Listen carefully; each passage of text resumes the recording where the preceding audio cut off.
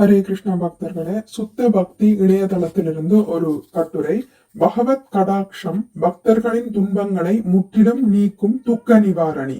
தஷ்யாவலோகமதிகம் கிருபயாதி கோர தாபத்ரயோபசமனாய நிஷ்டுஷ்டமக்ஷ்ணோ ஸ்னிக்தஸ்மிதானுகுணிதம் விபுல பிரசாதம் தியாயேச்சிரம் விபுல பாவனயா குஹாயாம். மொழிபெயர்ப்பு: யோகிகள் முழு பக்தியுடன் பகவானின் கண்களிலிருந்து அடிக்கடி வீசும் அன்பு பார்வைகளை ஆழ்ந்து நினைக்க வேண்டும். ஏனெனில் அவரது பக்தர்களின் அச்சம் தரத்தக்க 3 வித வேதனைகளுக்கு அவை ஆறுதல் அளிக்கின்றன.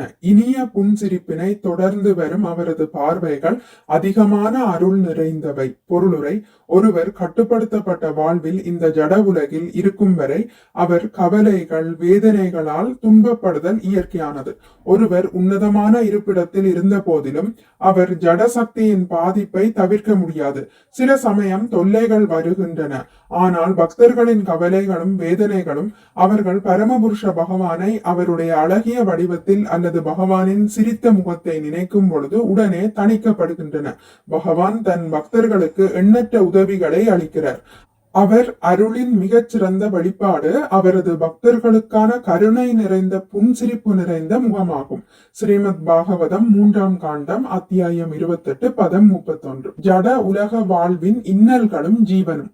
கட்டுண்ட வாழ்வை ஏற்று இந்த ஜட உடலில் வாழும் வரை ஒரு ஜீவன் கவலைகளாலும் வேதனைகளாலும் துன்புறுவது என்பது இயற்கையானதே ஆகும்.